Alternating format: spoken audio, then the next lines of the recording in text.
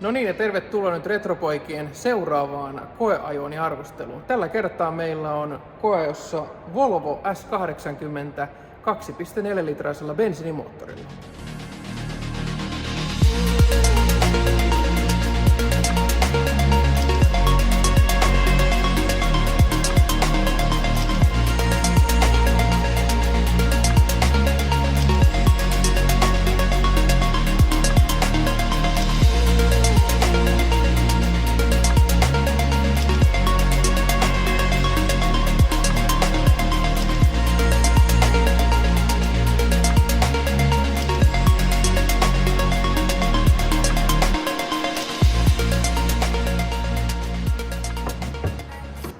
Ja moottorina toimii siis tuo edellä mainittu 2,4-litrainen bensiinimoottori, joka tuottaa 125 kilowattia ja noin 170 hevosvoimaa.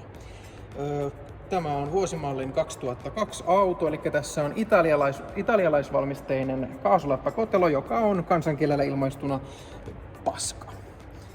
Mutta tällä hetkellä se toimii, joten ollaan kaikki tyytyväisiä siihen.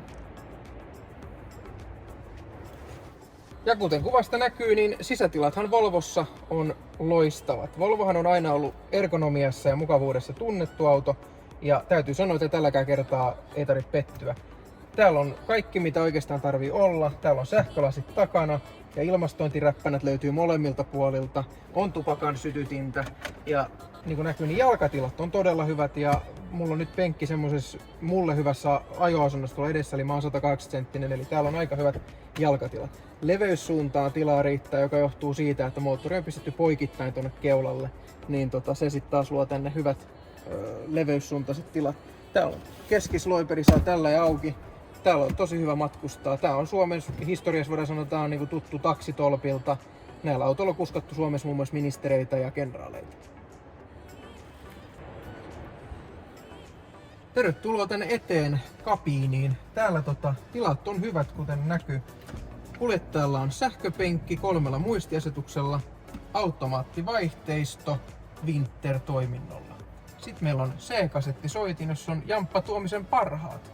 CD-soittimessa tietysti Erkki Runkkarinen ja Puutuneet kädet kokoelma. Täällä on rattisäätimet, löytyy kaikki. Mittaristossa nopeusmittari menee 260 km tunnisesti. Auto ei todellakaan mene sinne asti, mutta aina voi tietysti toivoa. Ilmastointi tietysti löytyy.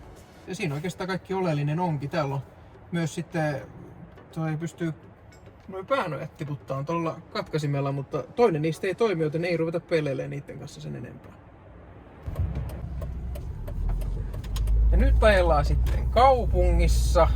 Täällä nurkkaa, jossa näyttää keskikulutusta hetkellistä niin se on 28 litraa 100, eli mitään tuommoista pikkumoottorin kulutusta ei ole tiedossa. Keskikulutus tällä autolla on nyt silti oikeasti 7,1 litraa ja se on ihan mitattu ja tarkastettu, se pitää paikkansa. Mutta Volvo ei ole kauhean hyvä ensinnäkään kokonsa puolesta, kun tää on lähempänä 5 metriä pitkää, joten tää on aika hankala tämmöisessä pienessä taajamassa, niin tää on todella hankala pyörittää.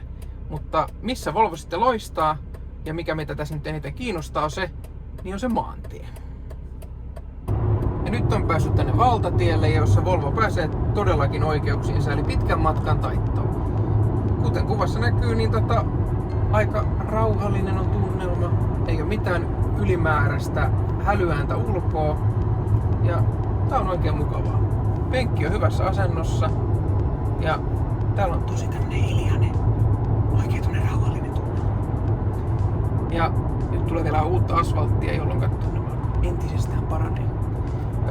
Tää 2,4-litrainen bensiinikone ei todellakaan ole mikään tykki, eli 0-100 varmaan joku 9,90 sekuntin pintaa. Eli mikään tykki tää ei ole, mutta vääntöä tässä riittää läpi koko ton kierrosukoalueen ihan mukavasti. Joten täällä pääsee kyllä ihan turvallisesti rekoista ja kaikista muista ohitte. Ilmestyessään vuonna 1998 tässä autossa esiteltiin monia hyviä turvallisuusominaisuuksia. Otan ensimmäiseksi vaikka WIPS eli Whiplash Protection System, eli siis piska, niskasuojaus. Ja sitten tuli myös turvaverho, joka tulee tuolta takaa tänne eteen, mikäli tulee sivutörmäys. Se todellakin on todella hyvä ominaisuus, se on nykyään melkein kaikissa autoissa. Sitten on tietysti edessä, on molemmilla kuljettajalla-matkustajalla on täällä edessä niin turvatyydyt ihan sitten tietysti sivuturvatyydyt myös erikseen vielä. Eli tää on todella turvallinen auto. Tää sai aikoinaan 4 tähteä 5 ja pistettä menetettiin muistaakseni siinä törmäystestissä muun muassa sen takia, että tää oli jalankulkijalle vähän vaarallisempi auto, mutta se nyt ei ehkä jokaisen mielessä ensimmäisenä, että kuinka turvallinen oma auto on jalankulkijalle, vaan nimenomaan sille kuljettajalle. Kuljettajalle matkustajille tämä auto on todella turvallinen. Ja pieni historiakertaus Volvosta, eli tämä malli on esitelty vain 1998 sen aikaisen Volvo S90, eli käytännössä katsoen Volvo 960 seuraajaksi. Ne oli vielä takavetoja, tää on etuveto. Tää on nyt ehkä suurin tämmönen käytännön ero, mikä muutti tätä ajettavuutta. Tätä valmistettiin vuoteen 2006 asti, jolloin tuli sitten seuraava malli, joka oli sitten Fordin tekele ihan selkeästi. Siinä oli Mondeon alusta muun muassa. Se on sitten tietysti tulkinnan varasta, että oliko se positiivinen asia Volvolle, mutta ei ehkä välttämättä. Volvoahan on valmistettu todella monella koneella. Tätä on saanut bensana ja dieselinä ja muun muassa kaasukäyttöisenäkin. Tämä S80 perustuu Volvo ECC-autoon, joka esiteltiin 90-luvun alussa.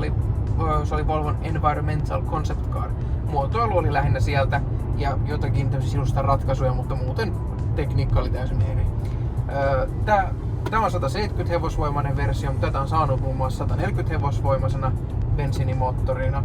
Sitten on dieseliä, on sitä kuuluisaa D4 ja D5. Sitten on 2,9 litrasta ja sitten on vielä se kuuluisa D6, joka on tuplaturbo. Se on aika hieno auto omalla tyylillään.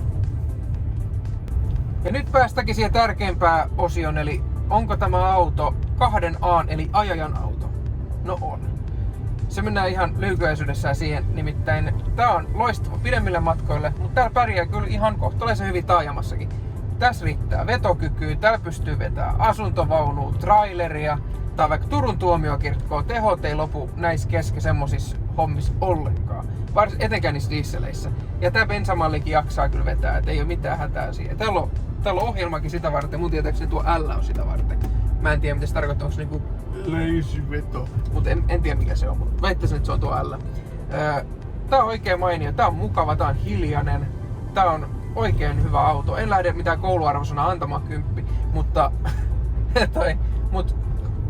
sinne päin mentäis ainakin. Koska tää on just tämmönen, tässä on kaikki mitä periaatteessa tarvii, mutta ei mitään hirveän ihmeellisiä krumeluureja, mitkä hajoisi ensimmäisenä, eli jotain ilmajousitusta tai jotain tällaisia. Ne on kivoja, mutta sitten kun ne hajoaa, niin sitten monella ei perse kestä ja auto pistetään myyntiin. Näitä autojahan, jos me katsoo nettiautoon, esimerkiksi bensamalleja, niin ei ole hirveästi myynnissä sen takia. Vaikka nämä on tosi yleisiä, niitä ei ole hirveästi myynnissä, koska ihmiset ei halua luopua näistä. Ja sen takia mäkin tykkään ajatella, koska tää on just pidemmällä matkalle, mitä mäkin ajelen, niin silloin tää auto kyllä on ihan edukseen.